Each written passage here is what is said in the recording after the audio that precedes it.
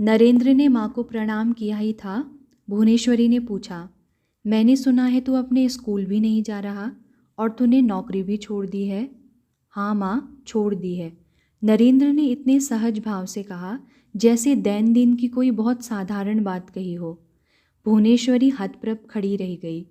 उसने कल्पना भी नहीं की थी कि इतनी प्रतीक्षा और कठिनाई से मिली हुई वह नौकरी नरेंद्र इस प्रकार छोड़ देगा, और कितनी सरलता से वह उसे स्वीकार कर रहा है। पर क्यों? नौकरी के साथ मैं अपने गुरु की सेवा नहीं कर सकता था, और नौकरी के बिना तू हमारा पालन नहीं कर सकता।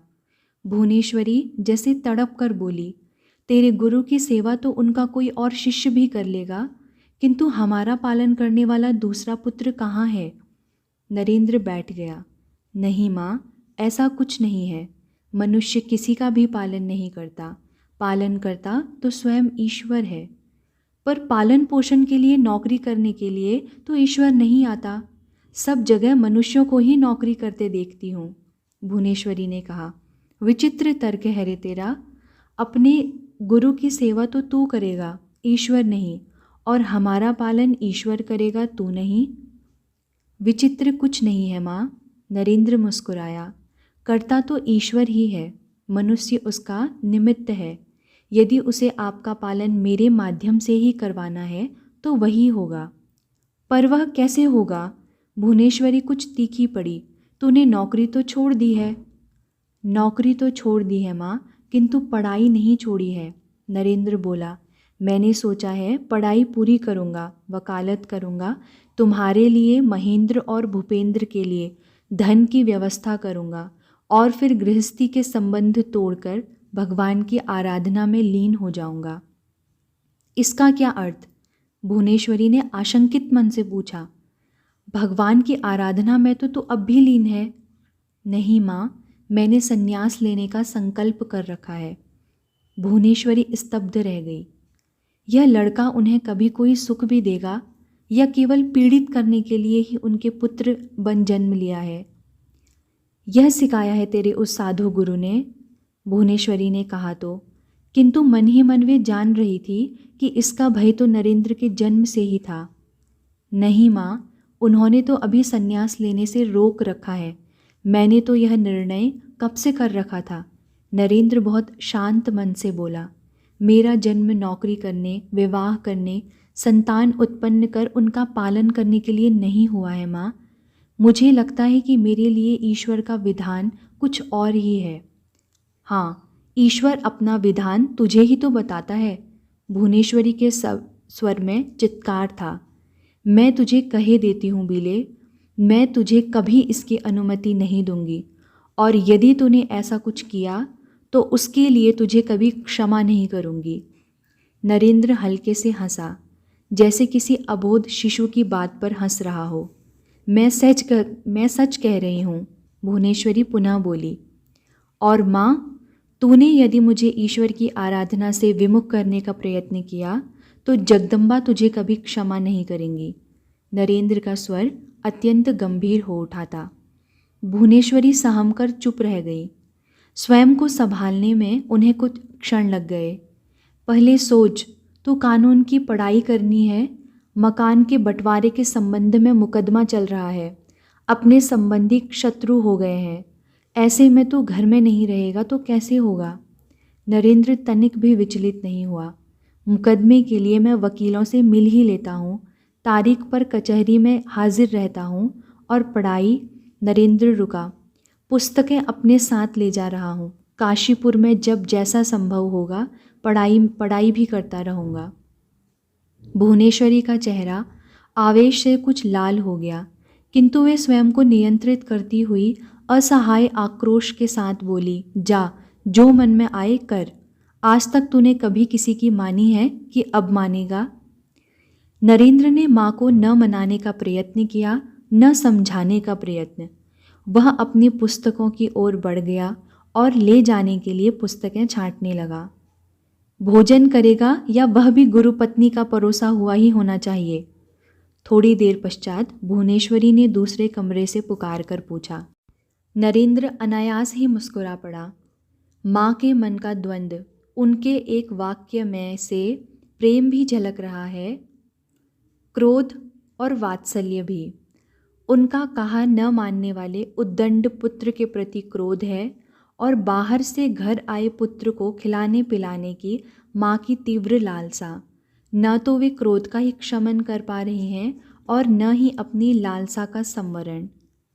तुम्हारे हाथ का पकाया भोजन कैसे छोड़ सकता हूँ माँ? नरेंद्र बोला। तुम परोसो, मैं आ रहा हूँ। नीचे के बड़े कमरे में काली, शशि, राखाल, शरत, बाबूराम, योगीन, तारक तथा छोटा गोपाल सब एकत्रित थे और चुपचाप बैठे एक दूसरे का चेहरा देख रहे थे।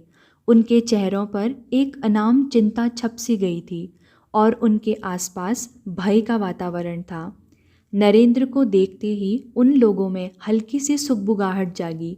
सबकी आंखें उसकी ओर उठी और राखाल ने अत्यंत मंद स्वर में कहा, लो, नरेंद्र आ गया। नरेंद्र उनके निकट आया। उन लोगों ने पुनः उसे देखा भर उसके स्वागत में कुछ भी नहीं कहा। न उनके चेहरों पर खुलकर उल्लास झलका और न ही किसी ने उसे उसकी अनुपस्थिति में घटी घटनाओं की सूचना देने की आतुरता दिखाई। नरेंद्र के लिए यह व्यवहार काफ़ी असहज था। क्या बात है? कुछ भी तो नहीं, राखाल बोला। हम लोग तुम्हारी प्रतीक्षा ही कर रहे थे। अच्छा हुआ तुम आ गए। नरेंद्र क्षण भर में ही समझ गया कि राखाल सच नहीं बोल रहा है। क्या रे गुजू? नरेंद्र ने उसकी बाँह पकड़ी। तुझे ढंग से झूठ बोलना नहीं आता तो झूठ क्यों बोलता है? कौन झूठ बोल रहा है? राखाल कुछ आवेश में बोला। ऐसी तो कोई बात नहीं है कि तुम्हारे यहाँ पग धरते ही तुमको तत्काल बताई जाए। तत्काल न सही, नरेंद्र हंसा। बैठ जाऊं, सुस्ता लूं तो बताने के लिए कुछ है? कुछ ना कुछ तो होता ही है। काली ने बात संभाली। डॉक्टर आया था, ठाकुर को देख गया है। अब तुम आए हो तो तुम्हें बताया ही जाएगा कि वह क्या कह गया है, ठाकुर का स्वास्थ्य कैसा है इत्यादि। नरेंद्र बैठ गया। उसने बारी बारी उन सबके चेहरों को देखा। थोड़ी देर पहले तक जो लोग उसे चिंतित से लगे थे, वे अब जैसे अपराधियों के समान आत्मस्वीकृति से सर झुकाए उसके सामने खड़े थे। वे लोग कुछ न कुछ तो छिपा ही रहे थे, पर क्या छिपा रहे थे? कोई ऐसी बात जो उन सबसे सामान्य रूप से संबद्ध थी, या किसी एक का रहस्य नहीं था वह। ठाकुर का स्वास्थ्य कैसा है? उसने जैसे अकबकाकर पूछा। ठीक है, राखाल कुछ अटपटाया। मेरा अभिप्राय है कि वैसा ही है जैसा तुम छोड़कर गए थे। वे इस समय कष्ट में तो नहीं हैं? नरेंद्र ने पूछा। नहीं, विश्राम कर रहे हैं, शरद ने बताया। उनके पास कौन है? लाटू और गोपाल दादा। सहसा नरेंद्र के मस्तिष्क में एक बात कौंधी। डॉक्टर ने क्या कहा है? डॉक्टर ने उनके रोग के विषय में कोई नई बात बताई है?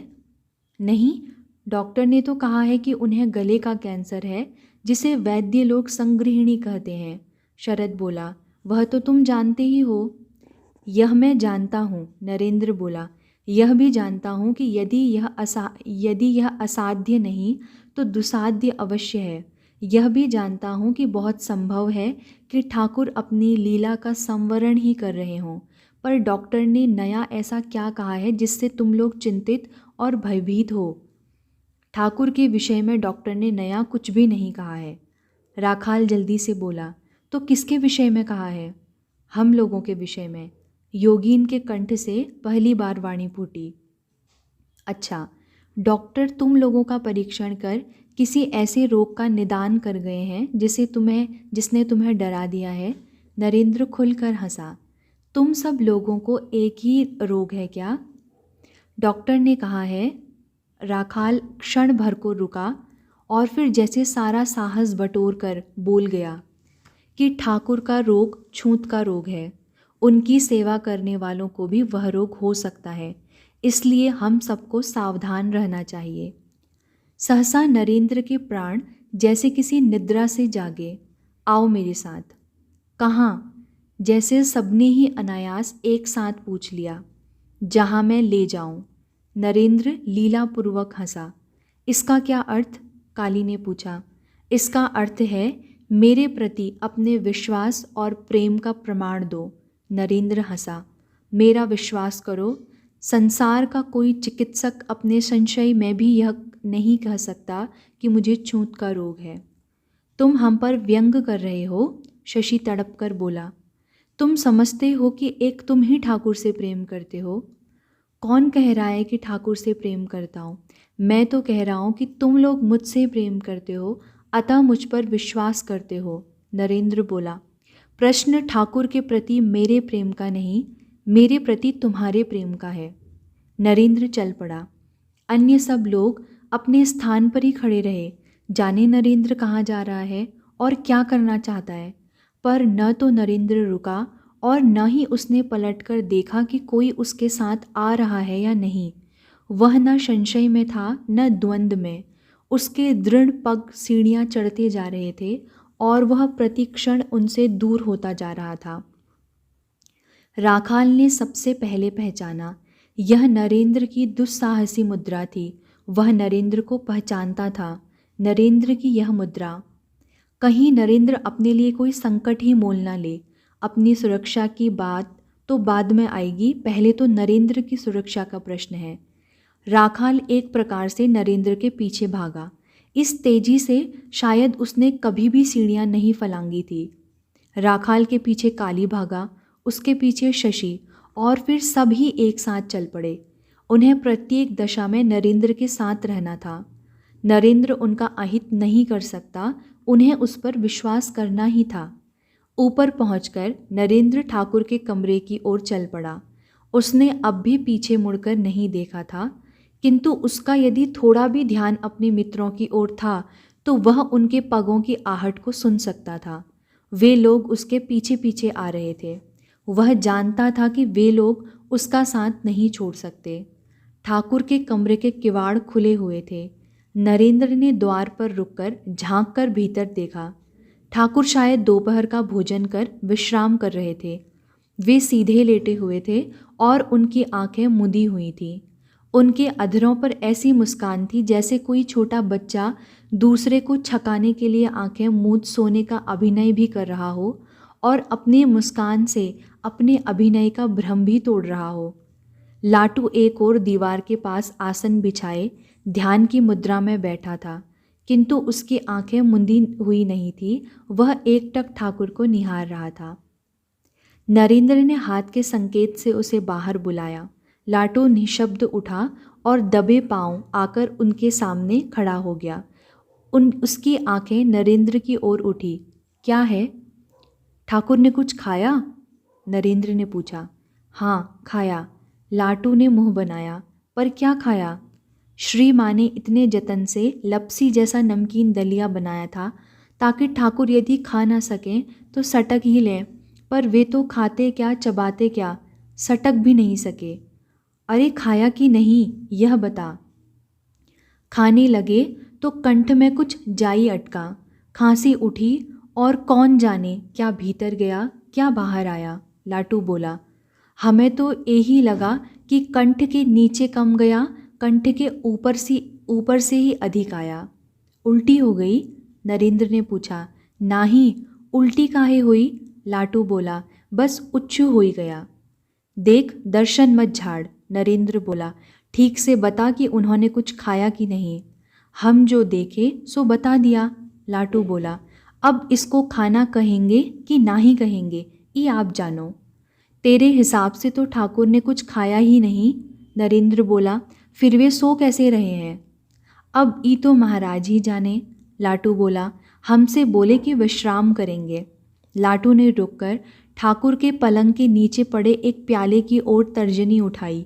देखो, ऊ पड़ा है प्याला, उसमें जो कुछ है उससे पता चल जाएगा कि कितना खाए और कितना उगले।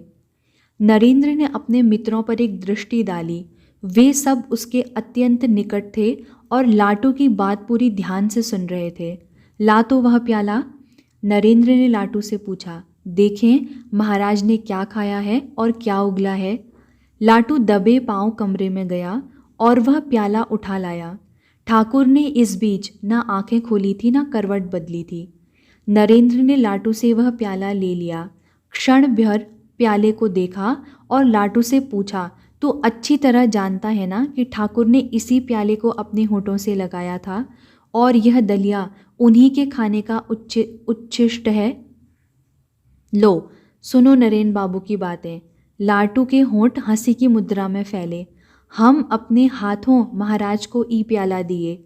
खांसी हुई तो अपने हाथों महाराज को सहारा देकर ई प्याला पकड़े। सब लोग दुखी होकर लौट गए कि महाराज कुछ खा नहीं पाए।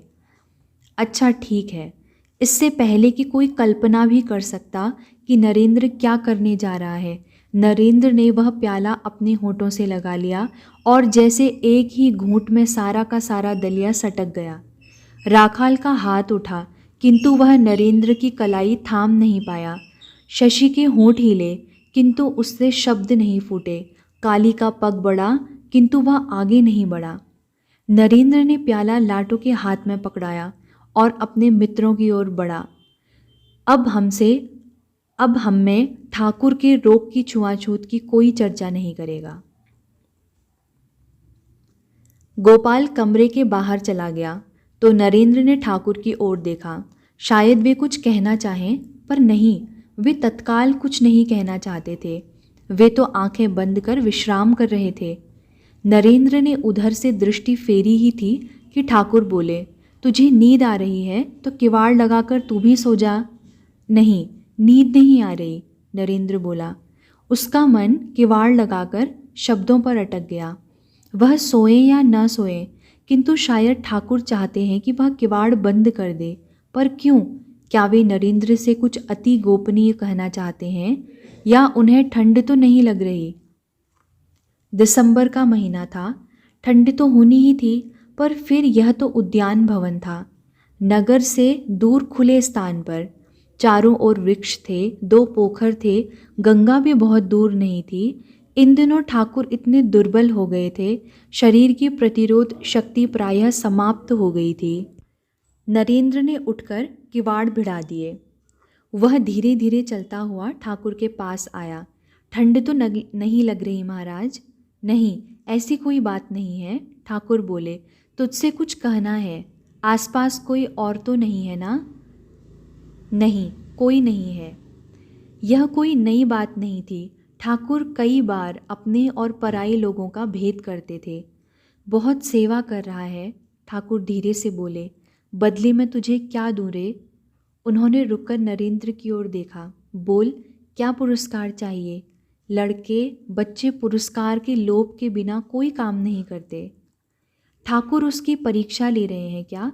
नरेंद्र ने सोचा, या सचमुच ही लड़का बच्चा समझकर उसके साथ परिहास कर रहे हैं? नहीं, शायद यह परिहास नहीं है। परिहास होता तो गोपाल को इस प्रकार भेजने की आवश्यकता नहीं थी। वे ऐसे में किवाड़ बंद नहीं करवाते। बोल, बोलता क्यों नहीं? नरेंद्र हंस पड़ा। मुझे एकदम ही छोटा बच्चा समझ रखा है आपने कि कुछ खाने के लिए मांगूंगा या कहीं घूमने जाने की इच्छा प्रकट करूंगा? फिर भी, ठाकुर बोले, अपना घर छोड़कर यहाँ पड़ा है। सुना है तूने अपनी नौकरी भी छोड़ दी है।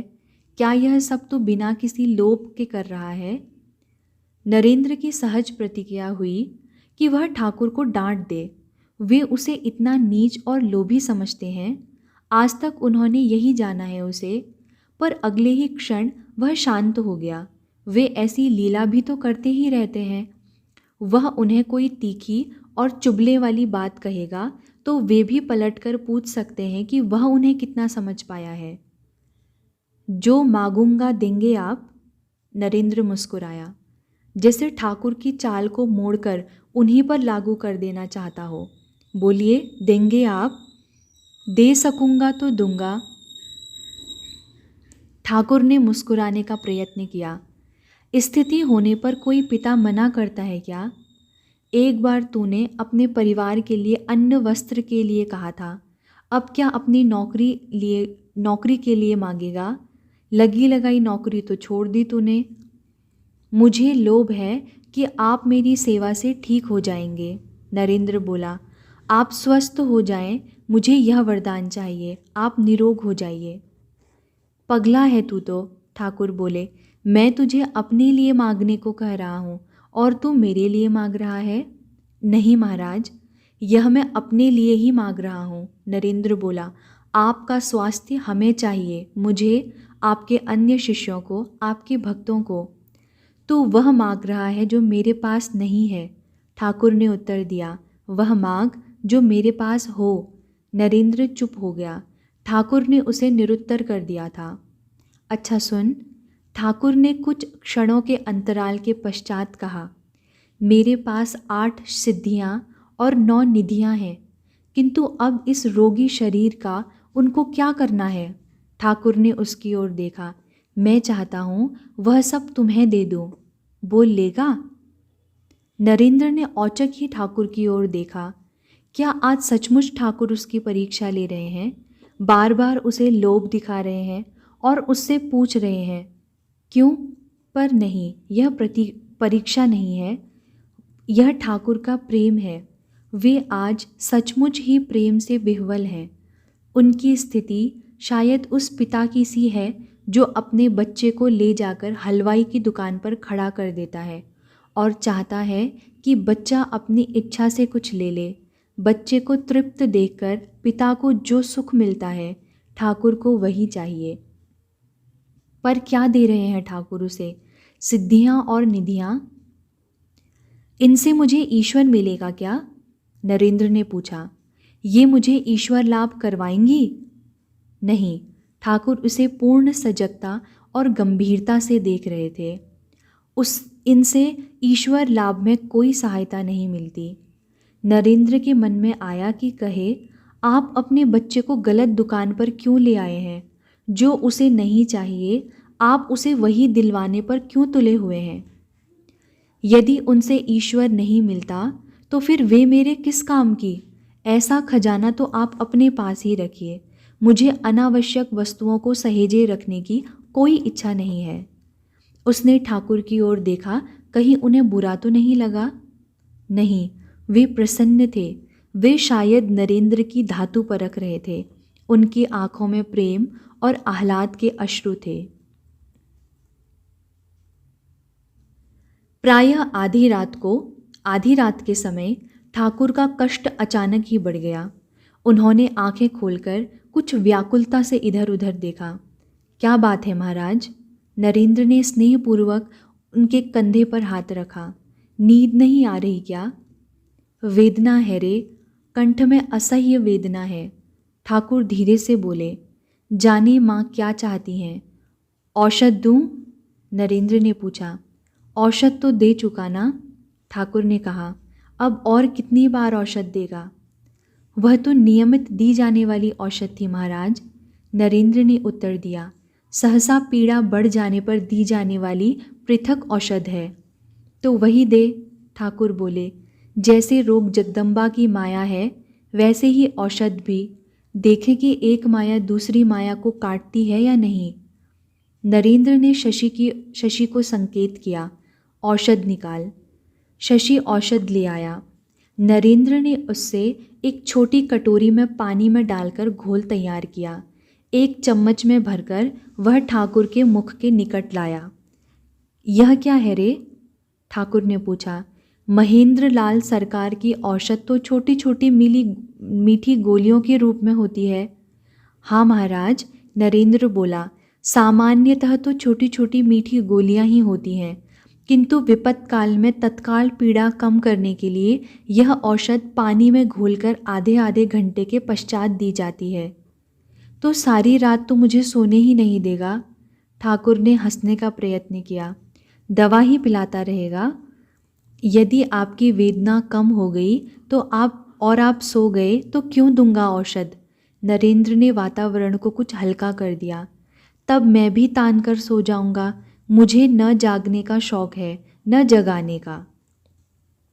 यह तो नहीं कहोगे कि अभी 2 चम्मच बाकी है, इसे पीकर ही सोना?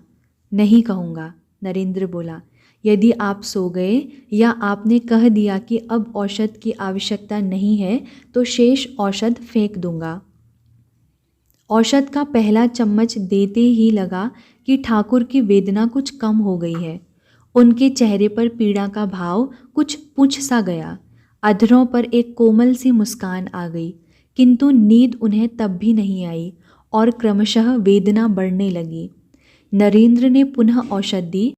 उस औषध का तनिक भी लाभ होता दिखाई नहीं दिया। अब शशि ने नरेंद्र की ओर देखा। इस समय तो डॉक्टर को भी सूचना नहीं दी जा सकती, नरेंद्र बोला। किसी प्रकार इनकी वेदना कम हो जाती। जब राजेंद्र नाथ दत्त ने कहा था कि ठाकुर का उपचार करना चाहते हैं और उन्होंने एक औषध भी खोज रखी है, तो उसका प्रयोग क्यों नहीं किया गया? ईश्वर ने कुछ क्रोध से कहा। पता नहीं ये रामचंद्र दत्त और सुरेंद्र नाथ मित्र इत्यादि अपने आप को क्या समझते हैं। उन्हें बस अपना मत प्यारा है, किसी के सुख दुख से क्या लेना देना। उन्हें क्यों व्यर्थ ही कोस रहे हो? ठाकुर ने अपनी वेदना के मध्य भी मुस्कुराने का प्रयत्न किया। जो माँ की इच्छा है वही हो रहा है, इसमें राम क्या करेगा और डॉक्टर सरकार की ही क्या चलेगी। ठाकुर को खांसी का दौरा सा पड़ा। वे उठकर बैठ गए। नरेंद्र ने उनको कंधों से पकड़ सहारा दिया और पीठ सहलाता हुआ बोला, वह ठीक है महाराज, इच्छा तो माँ की ही चलेगी, किंतु माया रूपी रोग का उपचार तो माया रूपी औषध से ही होगा। जब डॉक्टरी चिकित्सा चल ही रही है तो अच्छे से अच्छा डॉक्टर और अच्छे से अच्छी औषध को प्राप्त करने का प्रयत्न तो करना ही चाहिए। ठीक है। ठाकुर अब भी नरेंद्र और शशि को शांत करने का प्रयत्न कर रहे थे। किसी को तो निर्णय लेने का कार्य करना ही होता है, वह अपनी क्षमता भर ही तो कर पाएगा। जो उन्हें उचित जचा वह उन्होंने किया। ठाकुर को पुनः खांसी आ गई। नरेंद्र ने उन्हें लिटा दिया। आप बोलिए मत। इस औषध की उपयोगिता में नरेंद्र को अब तनिक भी विश्वास नहीं रह गया था। फिर भी चम्मच भर औषध उसने ठाकुर को पिला दी। न सही औषध का प्रभाव, कंठ तो गीला होगा, शायद उसी से खांसी रुके या उनका कष्ट कम हो। रात आंखों में ही बीत गई। नरेंद्र नीचे उतर आया। सबसे पहले उसने शरद को जगाया। ठाकुर के पास चले जाओ, वहाँ शशि अकेला है। शरद आंखें मलता हुआ ठाकुर के कमरे की ओर चला गया। उठो काली, नरेंद्र ने काली को जगाया। जल्दी से तैयार हो जाओ और डॉक्टर सरकार के पास जाकर उनसे कहो कि ठाकुर सारी रात बहुत कष्ट में रहे हैं। यदि वे औषध बदलना चाहें तो यही उपयुक्त अवसर है। थोड़ी ही देर में काशीपुर का उद्यान भवन सारा का सारा जाग उठा। आज समय से पूर्व ही सवेरा हो गया था। राखाल, तुम बलराम वसु के घर चले जाओ, नरेंद्र ने कहा। उन्हें ठाकुर का हाल बताओ और डॉक्टर से संपर्क करने के लिए कहो। और उसने रुककर बाबूराम और निरंजन की ओर देखा। तुम लोग रामदादा और सुरेंद्रनाथ मित्र के घर जाओ और उन्हें सूचना दो। आज अवकाश का दिन है, योगीन बोला। अंग्रेजों का नववर्ष है ना? संभवतः ये सारे लोग स्वतः ही ठाकुर का हाल पूछने आएंगे। यदि किसी कारण से कोई नहीं आया या देर से आया तो बाद में नरेंद्र को ही दोष दिया जाएगा। नरेंद्र बोला, अपना दायित्व समझकर जो कुछ कर सकते हैं हमें कर देना चाहिए। 10 बजते बजते डॉक्टर सरकार और राजेंद्र नाथ दत्त दोनों ही आ गए। उन दोनों ने ठाकुर की नाड़ी का परीक्षण किया और परस्पर चर्चा कर ठाकुर को नई औषध दी। यह वही औषध थी जो राजेंद्र नाथ दत्त ने सोच रखी थी, लाइकोपोडियम 200। औषध के मुख में जाते ही ठाकुर की व्याकुलता क्रमशः कम होने लगी और वेदना के लक्षण क्षीण होने लगे। कैसे हैं? राजेंद्र नाथ दत्त ने उत्साहित होकर पूछा। पहले से अच्छा हूँ, ठाकुर ने मुस्कुराने का प्रयत्न किया। अब इसी औषध को नियमित लें। डॉक्टर सरकार ने मुड़कर नरेंद्र की ओर देखा। पिछली औषध रोक दो, जब तक इससे लाभ होता दिखाई दे तब तक यही दो। 2 बातों का निरीक्षण बहुत सावधानी से करना है। एक, इनके कंठ का कष्ट तथा दूसरे, इनका संपूर्ण स्वास्थ्य तथा मन की प्रसन्नता। यदि इन्हें लगता है कि वेदना में तो कमी नहीं आई है किंतु प्रसन्न चित्त रहते हैं तो भी यही औषध देते रहो। आपको नींद आ रही है क्या? राजेंद्र नाथ दत्त ने ठाकुर से पूछा। हाँ, सोने की इच्छा है, ठाकुर बोले। सारी रात ना मैं सोया ना ये लड़के। कोई बात नहीं, राजेंद्र नाथ ने कहा। आप भोजन कर आज लंबी नींद लीजिए, रात की क्षतिपूर्ति हो जाएगी, और जब आप निश्चिंत सोएंगे तो ये लड़के भी लंबी तानेंगे। अवसर देखकर नरेंद्र ठाकुर के पास पहुंचा। इस समय ठाकुर कष्ट में नहीं लग रहे थे। मन शांत था और चेहरे पर सहज मुस्कान थी। सहसा नरेंद्र का मन बदल गया। पूछने तो वह कुछ और आया था, किंतु उसे लगा कि यह पूछने का नहीं, मांगने का अवसर है। सबकी तो बन आई, कुछ मुझे भी तो दीजिए। स्वयं अपने स्वर की दीनता पर उसे आश्चर्य हुआ। वह ठाकुर के स्नेह में इतना पगा हुआ था कि उसने कभी अपने और ठाकुर के मध्य इतनी दूरी ही नहीं पाई थी कि उसे कभी दीन होना पड़ता। उसने तो स्नेहमयी समता में उनका विरोध किया था और जो कुछ मांगा था बड़े अधिकार से मांगा था। सबका काम हो गया, क्या मेरा न होगा? ठाकुर जैसे इस याचना को सुनने और उसके उत्तर में वरदान देने को तैयार ही बैठे थे।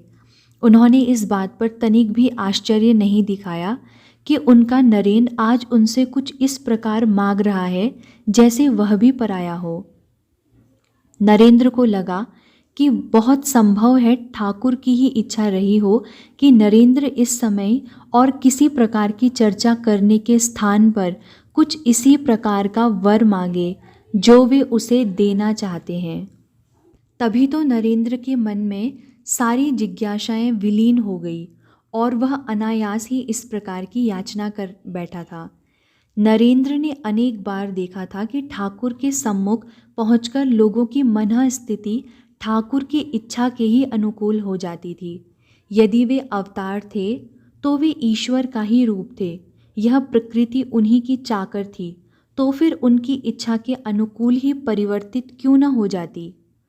तू अपने घर का कोई प्रबंध करके आ जा, सब हो जाएगा, वे अत्यंत सहज भाव से बोले।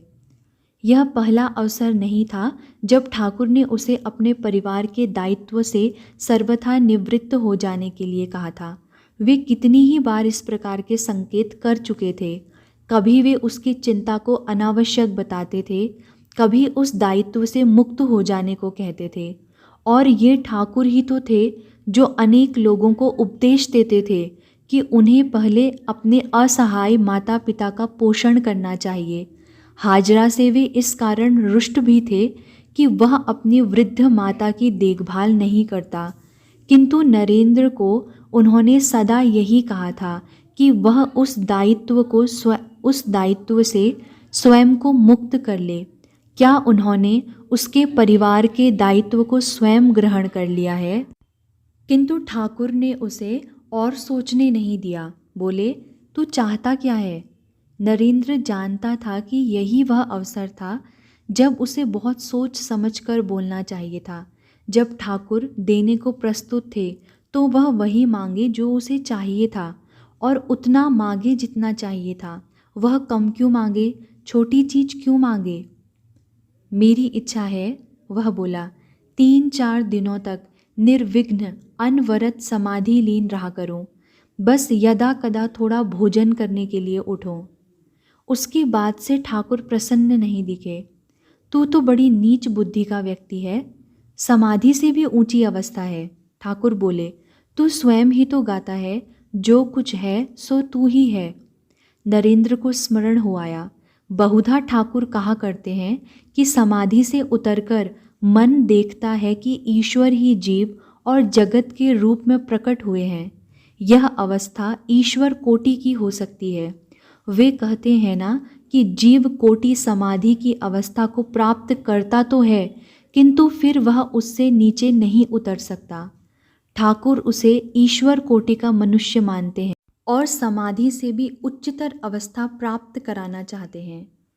नरेंद्र ने ठाकुर की ओर देखा, जैसे पूछ रहा हो, तो मैं क्या करूं? तू अपने घर के लिए कोई व्यवस्था करके आ। ठाकुर पुनः बोले तो उनके स्वर में पहले की तुलना में कहीं अधिक स्नेह वर्तमान था। समाधि लाभ से भी ऊंची अवस्था हो सकेगी तेरी।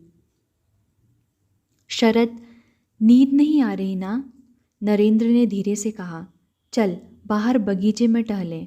उसने दृष्टि उठाकर गोपाल की ओर देखा। तू चलेगा गोपाल? कहाँ? छोटा गोपाल निकट आ गया। बाहर बगीचे में टहलते हैं। पौष की सुनसान रात थी। आकाश निरभ्र था। नीचे दूर तक खुली समतल भूमि थी। दूर दूर तक कोई स्वर नहीं था।